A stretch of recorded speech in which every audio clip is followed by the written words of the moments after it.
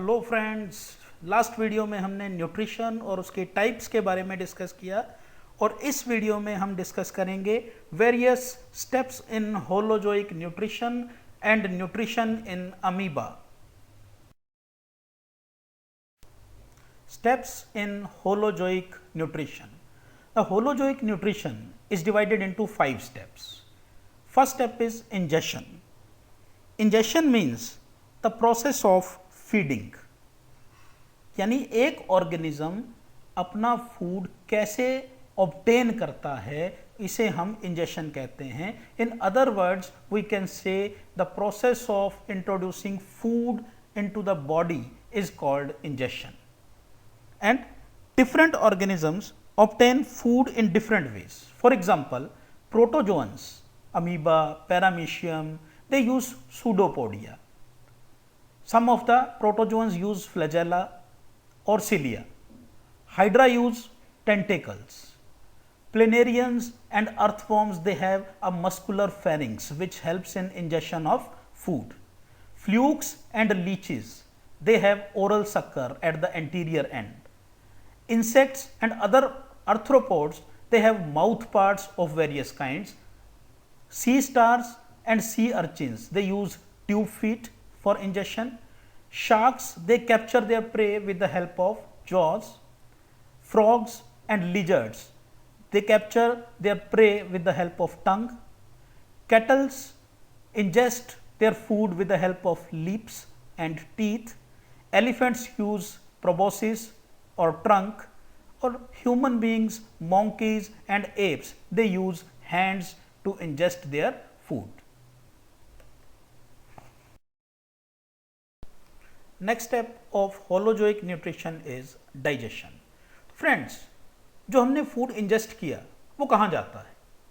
तो जो हमने फूड इंजेस्ट किया वो जाता है हमारी एलिमेंट्री कैनाल में और टेम्परेरीली स्टोर हो जाता है हमारे स्टमक में. या लोअर ऑर्गेनिजम्स की अगर हम बात करें, जैसे कि प्रोटोजोन्स हैं, अमीबा, पैरामीशियम, उनमें जो फूड इंजेस्ट होता है वो एंटर करता है फूड वैक्यूल में. लेकिन जब वो फूड प्रेजेंट है हमारे स्टमक में या फूड वैक्यूल ऑफ पैरामीशियम और अमीबा, तो हम ट्रूली ये नहीं कह सकते कि food is present inside the body. क्यों नहीं कह सकते? क्योंकि जो फूड हमने ईट किया है it is mainly complex, insoluble and non absorbable food. यानी कि वो किस फॉर्म में प्रेजेंट है? वो कॉम्प्लेक्स फूड में प्रेजेंट है. और जब तक वो फूड कॉम्प्लेक्स इनसोल्यूबल फॉर्म में प्रेजेंट है तो वो फूड जो है वो डिफ्यूज करके हमारे एलिमेंट्री कैनाल से ब्लड में एंटर नहीं कर सकता. और अगर हम अमीबा की बात करें तो उसमें भी वो फूड वैक्यूल से जो है वो साइटोप्लाज्म में एंटर नहीं कर सकता.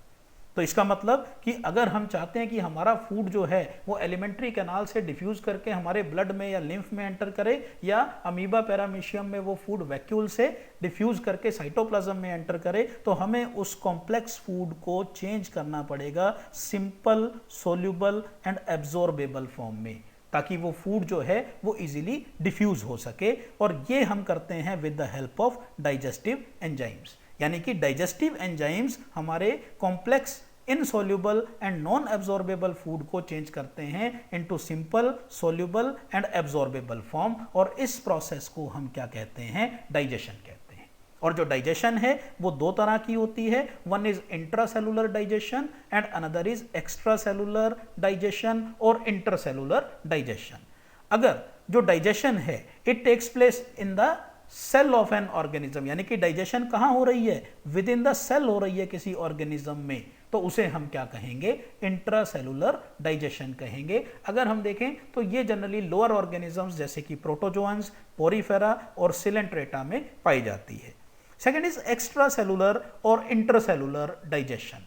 कि अगर डाइजेशन जो है वो आउटसाइड द सेल हो रही है तो उसे हम एक्स्ट्रा सेलुलर या इंटरसेलुलर डाइजेशन कहेंगे. और जो एक्स्ट्रा सेलुलर डाइजेशन है वो प्लेटीहेलमिन्थेस से लेके और कॉर्डेट्स तक सभी में एक्स्ट्रा सेलुलर डाइजेशन होती है. और अगर हम बात करें सिलेंट्रेट्स की तो देखिए सिलेंट्रेट्स में जो डाइजेशन है वो intracellular as well as extra cellular दोनों तरह की डाइजेशन जो है वो परफॉर्म कर सकते हैं. यानी कि सिलेंट्रेट्स में एक्स्ट्रा सेलुलर डाइजेशन भी होती है और इंट्रासेलुलर डाइजेशन भी होती है.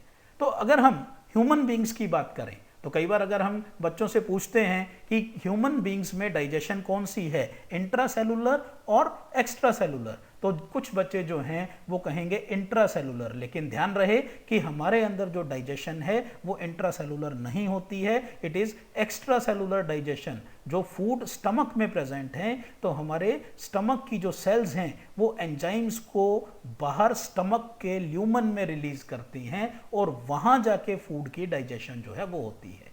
यानी कि सेल्स जो हैं अपने एंजाइम्स को बाहर रिलीज कर देती हैं स्टमक के ल्यूमन में, और जो सेल्स हैं उनके अंदर फूड एब्जॉर्ब होकर अंदर डाइजेशन नहीं हो रही है। जो डाइजेशन हो रही है it takes place in the lumen of the stomach outside the cell. इसलिए जो हमारे अंदर भी डाइजेशन हो रही है वो कौन सी है, एक्स्ट्रा सेलुलर डाइजेशन, ना कि intra cellular digestion. Third step in holozoic nutrition is absorption, कि जब फूड को हमने डाइजेस्ट कर दिया, यानी कि कॉम्प्लेक्स फूड को हमने सिंपल में चेंज कर लिया, तो अब वो फूड जो है वो डिफ्यूज करता है from the wall of the alimentary canal, और कहाँ जाता है, ब्लड या लिम्फ में जाता है। और लोअर ऑर्गेनिजम्स में, अमीबा में या पैरामीशियम में हमने कहा कि वो फूड जो है वो डिफ्यूज होके फूड वैक्यूल से साइटोप्लाज्म में एंटर करता है, और इस प्रोसेस को हम एब्जॉर्प्शन कहते हैं। The fourth step in holozoic nutrition is assimilation. और ये जो फूड, जो हमारा फूड, जो हमने डाइजेस्टेड फूड जो है ब्लड और लिम्फ के थ्रू वो एंटर करता है हमारे डिफरेंट सेल्स में, और सेल्स उस फूड को यूटिलाइज करती हैं for growth, energy and repair, and this process is called assimilation. And the fifth and last step of holozoic nutrition is egestion.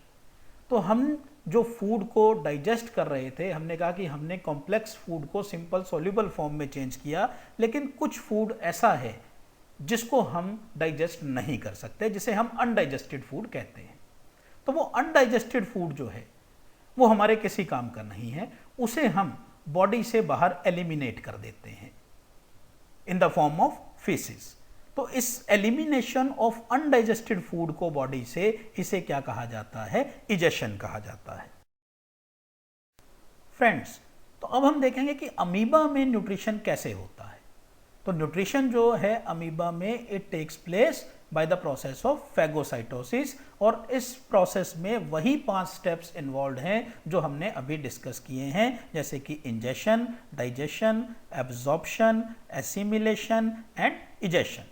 तो अमीबा अपने फूड को कैसे इंजेस्ट करता है, तो जैसा कि हमने पहली स्लाइड में डिस्कस किया कि अमीबा जो है वो अपने फूड को इंजेस्ट करता है with the help of pseudopodia. तो क्या होता है इसमें, जैसे ही अमीबा अपने फूड के कांटेक्ट में आता है तो उससे कुछ फिंगर लाइक प्रोसेसेस जो हैं वो अराइज करते हैं, और इन फिंगर लाइक प्रोसेसेस को हम सूडोपोडिया कहते हैं। और ये फिंगर लाइक प्रोसेसेस धीरे धीरे ग्रो करते हैं, फूड को कंप्लीटली सराउंड करते हैं, और ये दोनों सूडोपोडिया आपस में फ्यूज कर जाते हैं ताकि जो फूड है वो अमीबा सेल के अंदर एंटर कर जाए इन the form of A food vacuole. यानी कि अब जो फूड प्रेजेंट है वो कहाँ प्रेजेंट है, वो एक फूड वैक्यूल में प्रेजेंट है। लेकिन अब ये जो फूड है, अभी अमीबा इस फूड को डायरेक्टली यूटिलाइज नहीं कर सकता, क्योंकि ये जो फूड यहाँ प्रेजेंट है, this food is present in insoluble non absorbable complex form. तो हमें क्या करना पड़ेगा, यहाँ पे जो है अगर अमीबा इस फूड को यूटिलाइज करना चाहता है तो उसको पहले उसे सिंपल सोल्यूबल और नॉन एब्जॉर्बेबल से एब्जॉर्बेबल फॉर्म में चेंज करना पड़ेगा, जिस प्रोसेस को हम डाइजेशन कहते हैं। और डाइजेशन के लिए क्या चाहिए, एंजाइम्स। तो अमीबा में एक स्पेशल ऑर्गेनेली प्रेजेंट होता है जिसे हम लाइसोसोम्स कहते हैं, और लाइसोसोम्स के अंदर जो है डाइजेस्टिव एंजाइम्स प्रेजेंट हैं। तो वो लाइसोसोम्स जो हैं वो क्या करता है, वो इस फूड वैक्यूल के साथ फ्यूज कर जाता है। यानी कि अब इसमें क्या आ गया, अब इसके अंदर जो है फूड तो ऑलरेडी प्रेजेंट था, और लाइसोसोम जब इसके साथ फ्यूज कर गया तो फ्यूजन के बाद क्या होगा, इसमें डाइजेस्टिव एंजाइम्स भी एंटर कर गए, और वो डाइजेस्टिव एंजाइम्स क्या करेंगे, जो कॉम्प्लेक्स फूड है उसको सिंपल फूड में चेंज कर देंगे, यानी कि फूड की डाइजेशन होगी। और क्या कहेंगे हम इस तरह की डाइजेशन को, इंट्रासेलुलर डाइजेशन। क्योंकि देखिए फूड की जो डाइजेशन है वो यहाँ पे फूड वैक्यूल में और विद इन द सेल हो रही है, सेल के अंदर हो रही है, तो इस डाइजेशन को हम क्या कहेंगे, इंट्रासेलुलर डाइजेशन। अब फूड जब डाइजेस्ट हो गया तो यहाँ पे जो फूड है वो मूव करेगा या डिफ्यूज करेगा इनटू साइटोप्लाज्म, यानी कि फूड जो है, जो डाइजेस्टेड फूड है वो डिफ्यूज करके फूड वैक्यूल से कहाँ आ जाता है, साइटोप्लाज्म में आ जाता है, जिसे हम एब्जॉर्प्शन कहेंगे। और साइटोप्लाज्म में फूड आने के बाद जो है उस फूड को सेल यूज करेगी अपनी ग्रोथ के लिए, एनर्जी के लिए, रिपेयर के लिए, जिस प्रोसेस को हम क्या कहेंगे, एसिमिलेशन। और अब क्या होगा कि जो ये हमारे पास वैक्यूल बचा, इस वैक्यूल में सिर्फ वो फूड बच गया जो कि अनडाइजेस्टेड फूड है, जिसे वो डाइजेस्ट नहीं कर पाया है। तो ये जो वैक्यूल है ये धीरे धीरे मूव करता है सेल मेम्ब्रेन की तरफ, और सेल मेम्ब्रेन के साथ जो है इसकी मेम्ब्रेन फ्यूज कर जाती है और इस अनडाइजेस्टेड मटेरियल को वो बाहर रिलीज कर देता है, जिस प्रोसेस को हम इजेशन कहेंगे। यानी कि उसने अनडाइजेस्टेड फूड को सेल से बाहर एलिमिनेट कर दिया। इसको प्रोसेस को एक्सोसाइटोसिस भी कहा जाता है और इस फिनोमिना को या प्रोसेस को हम इजेशन भी कहते हैं।